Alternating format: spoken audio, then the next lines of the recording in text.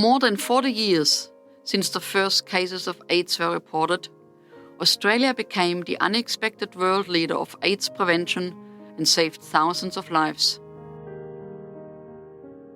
Welcome to the Queer Conversation podcast, brought to you by Lottel Media, a show where we discuss all things queer. I'm your host, Silke Bader, a publisher and producer in the LGBTQI+ space for the past 30 years. In Our Blood is a musical drama, a fictionalized story of Australia's radical response to AIDS in the 1980s, inspired by true events. In Our Blood tells the story of people from politics, medicine, and affected communities grappling separately with a terrifying new disease. With no cure in sight, they realize they must all work together to succeed, requiring something truly radical: trust. In this week's episode of Queer Conversation, we speak to Jane Allen, the head writer and executive producer of In Our Blood.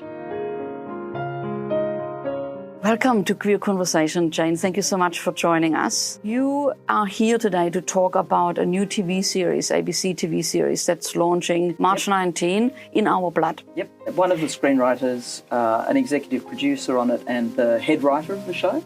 So it was originally a play written by Adriano Capoletta, and he had done research for years before the play, and then the play was supposed to go on in 2020, and then, of course, COVID hit.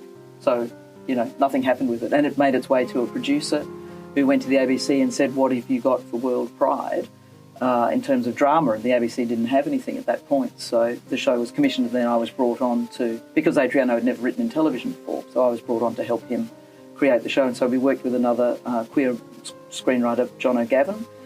In fact, it was all queer creatives, so queer directors, queer screenwriters, queer producers, a lot of queer heads of department, queer actors playing queer characters.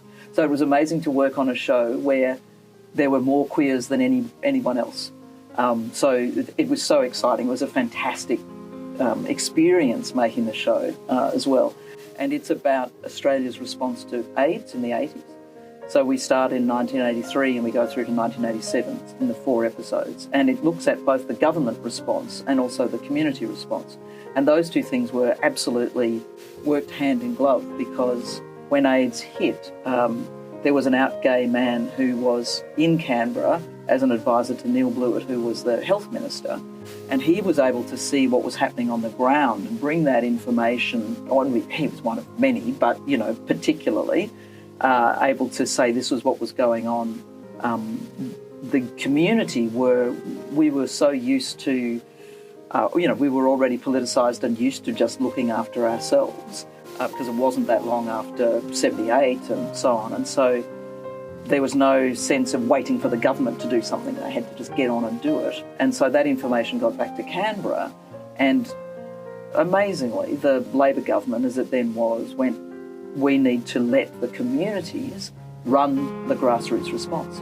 So they funded IV drug users, gay men's, gay associations and sex worker associations to run that campaign, and all of those activities were criminal at that time.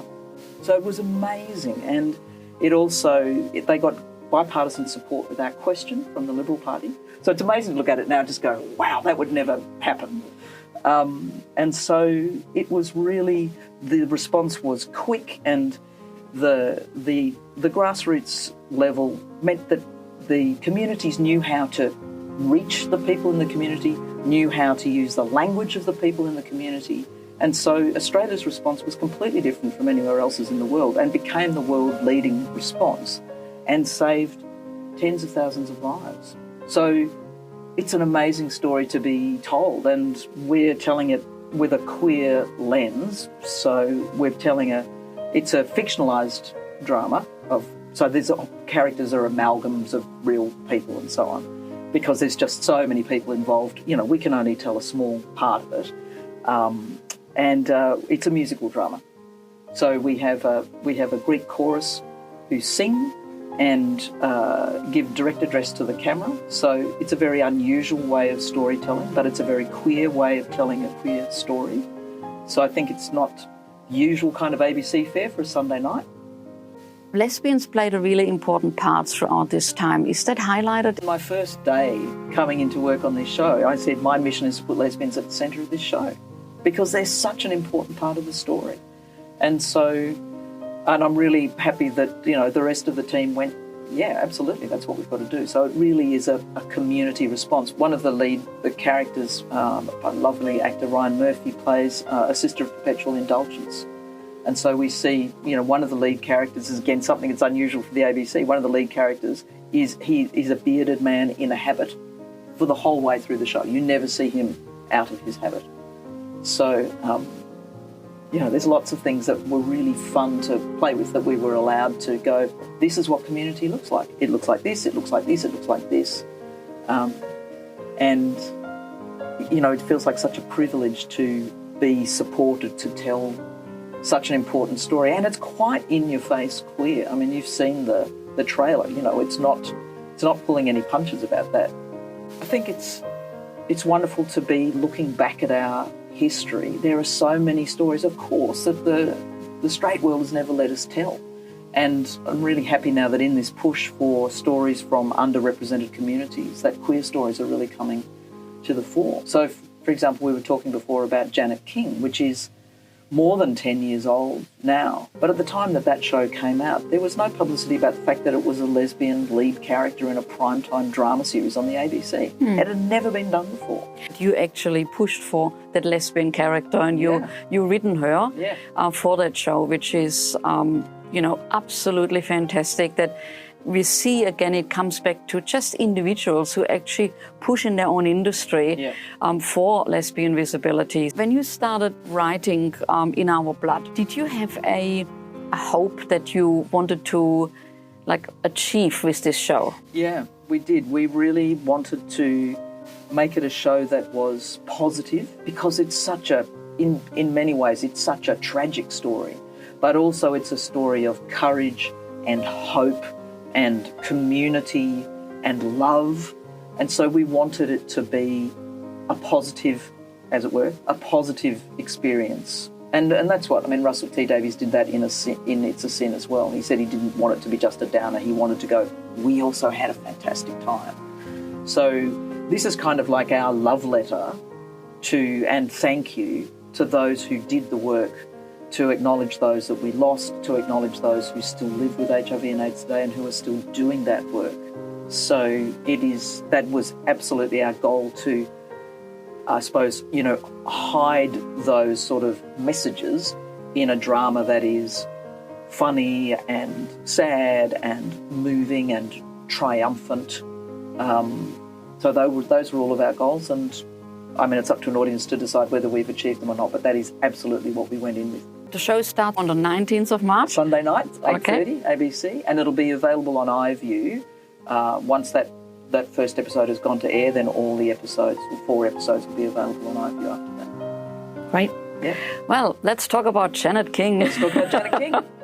You mentioned before 10 years ago, that was when Janet King was launched, or is it even longer? It's longer ago than that. So Janet came from a show called Crownies, which was also set in the DPP. And after that, and that was a 22-episode legal drama. And after that, we took that character of Janet, and actually most of the characters in that show, but moved the focus of it to become more of a legal thriller that Janet was the centre of. And the audience response to her in Crownies have been huge. People just, fell in love with that character, which was so great, because I was so careful in how I introduced her, I and the script department, in Crownies. So I made sure that it wasn't until episode 8 that we revealed that she was a lesbian. So the idea was that the audience would just go, wow, here's this great, smart, capable woman, but it wasn't, and we knew that she had a partner, and we knew that she was trying to have a child, but it wasn't until episode 8 that we revealed that her partner was a woman.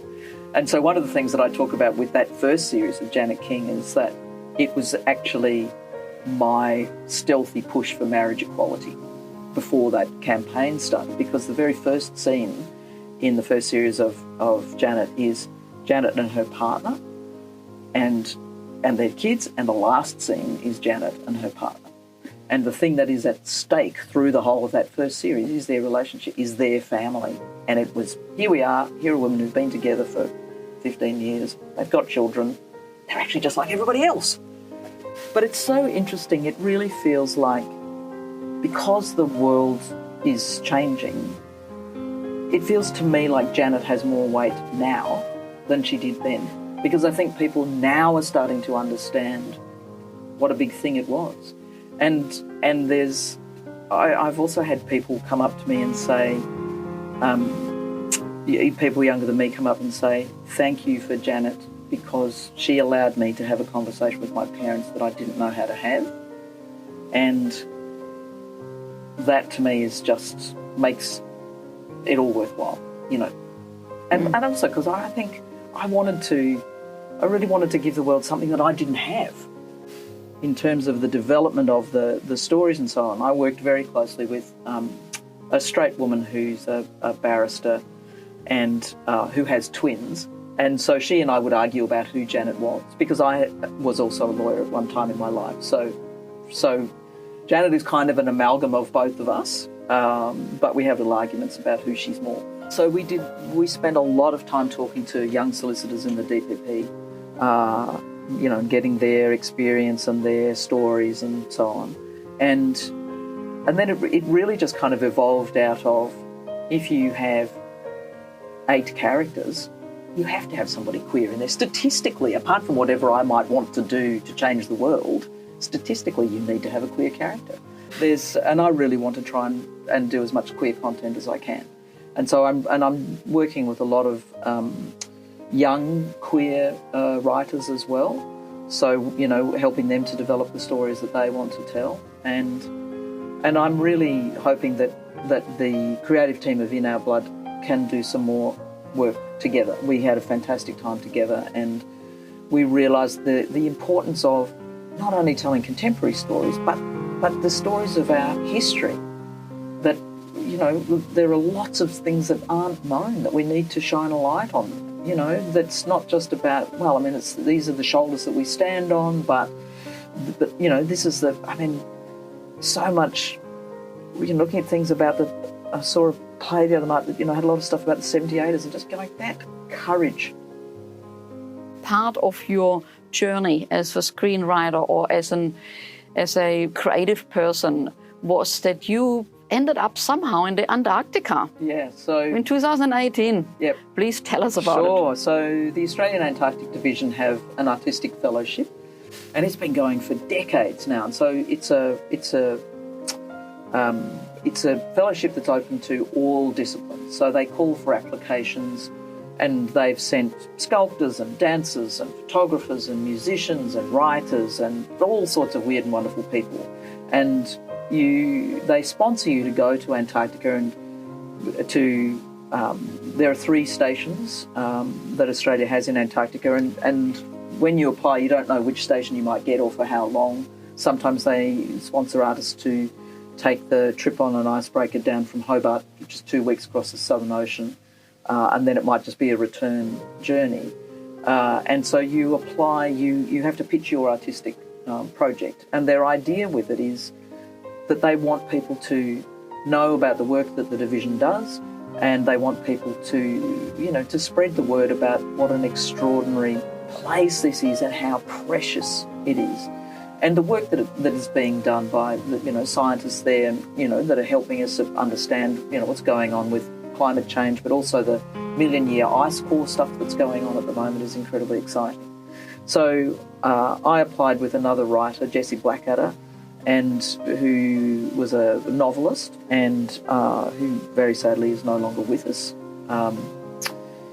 And we applied to develop a TV series about living on a station, and also a children's book, a chapter mid-year, 11, you know, sort of 12 to 14 chapter book. And so it was also a chance for a kind of cross-fertilisation of practices. So Jessie had never written for television, I'd never written a novel, so I would lead the development of the television thing, Jessie would lead the writing of the kids' book. And we also said to everybody who was on the station we have an open door policy. Come and see, how artists work. It's really not very interesting because we're just going to sit around and talk a lot, and then we're going to write things on coloured bits of card and stick them up on the wall.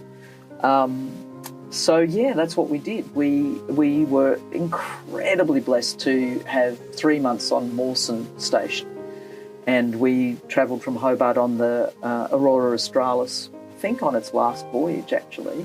And so that was amazing. 2 weeks on the Southern Ocean, which is the roughest ocean on the planet. And that was an amazing experience. And then we landed at Davis Station, and the icebreaker, it literally breaks the ice until it just rams the ice until it gets to a point where it just can't go any further. And then you're stuck in the ice, and you can see the station, and then all these people just drive across the ice to come and meet you because it's a resupply. The station is a resupply. So we had, big industrial equipment that drove off, the icebreaker. And so we went to Davis Station for a couple of hours, and then we got on a Twin Otter plane and flew across Antarctica for 4.5 hours to get to Mawson. And then this little plane landed on the frozen Horseshoe Harbour. But that flight across Antarctica, the voyage on the Aurora Australis would have been enough to be amazing. Then to fly across Antarctica on a crystal clear day and just watch the ice for that time, and then to live on this station was just such a privilege, and to be in that amazing environment. And we lived as the other stationers did. So so there's no staff as such on a station. There's a station leader and a doctor and a chef, and then the rest of the work is done by the people who live there. So we cleaned and we moved supplies for the kitchen from the storage shed up, to the kitchen, and all the other things that needed to be done to maintain the station. So Jessie and I were rostered to do that kind of work. We had to go and do survival training, so we went with the person who was in charge of that, and we spent 3 days training on the ice. So we slept on the ice, and we were all given an ice axe, and we practiced, hauling people, out of things. It was absolutely amazing, and Antarctica was just beyond my wildest dreams. I'd wanted to go there since I was 7. And I'd actually been there as a tourist 2 years before that. And so I was just so excited to go again. I'd go again tomorrow. It is such an incredibly, it's ridiculous to go, it's a beautiful place, because but it was, and so we were there for summer, so we had 24-hour light for 6-8 weeks of it, which was an extraordinary experience. And we spent quite a lot of time with 2 seabird biologists who were there. And so they, we spent a lot of time talking to them about the work that they did. And then they went off and lived on this tiny little island that we could see from the station.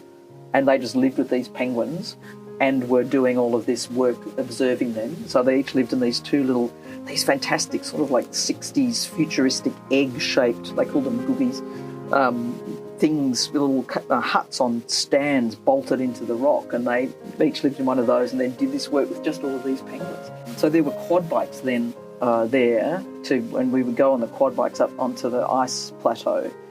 And if you went out on a trip like that, first of all, there were these markers of a track that you had to follow. So no track, but just these kind of bamboo poles in the ice, because there's just crevasses everywhere. So it's really dangerous. So you had to make sure that you followed this track. And also the ice sheet moves a huge amount every year. So, well, not even every year, it's just constantly moving. So the poles always move. So we used to help the field training officer to go out, and he had this GPS thing, and to measure where those things should be. So we would help drill holes in the ice and put these bamboo poles in, and then pour water in and have it freeze. So when you go out on these expeditions, you have to be in constant radio contact with the station to make sure, because a blizzard can come out of nowhere, anything can happen. It is a treacherous place. and you give your party a name. So usually it is, because there are a number of, from Mawson, there's a number of field huts out there. They're kind of like a little container that's bolted into the rock, and you can go and stay for a weekend away, which was amazing. We did that as well. But so if you were going out, you would usually call, so if you were going to a hut that's called, say, Fang Hut, you would call yourself the Fang Party. So you'd radio back to base and you'd go, Fang Party to base, blah, blah, blah, blah. And so when we went out to do the one of our trips, we called ourselves Dykes on Bikes. And the guy who was receiving, and there were various shifts, but he said, yes, receiving you, Fang Party. And we said, no, Fang Party, this is Dykes on Bikes. And he went, well, no, Fang Party. We went, no, we're Dykes on Bikes. And he went, all right, Dykes on Bikes. So, well, when we came in, it was the end of winter. So we came into a certain point and then hit ice. But as the summer progressed, eventually the ice broke up and the harbour became a harbour. And then it was amazing because then the life started to appear. So in the wintertime, there's no life there. And there were a few snow petrels when we first came, but that's it. There's no insects, there's no ants, there's no trees. It's a very monochromatic place, which I found amazing. Like all these different blues, just so much blue in the ice. It's really blue. But as the ice started to break up, seals appeared, penguins appeared. So Mawson is on Horseshoe Harbour, so it is literally a horseshoe, and we could go for a walk out on the west arm of Horseshoe Harbour, and you could and it was lovely, you just go after dinner, you go and just walk out there and sit and just kind of, contemplate life over the ice. And then as the ice started to break up, suddenly a penguin would just pop up out of the ice in front of you, and, of course you need to keep a certain distance and so on, but you just sit still, and sometimes a penguin would just come up and go, oh yeah, and then just wander off. And so, that was extraordinary. And then seals started to come up and would be basking on the rocks near the station. And so you could just walk out of our living quarters and just go and sit on a rock. And, over here are half a dozen seals like this. So, it was an incredible privilege. And the AAD does, fantastic work. And I'm happy to spread the word wherever I can. I really appreciate you coming in and sharing all your stories about In Our Blood, about Janet King and the Antarctica with us. All the best for whatever you're planning to do next. Thank you very much, and it's just been such a pleasure to talk to you.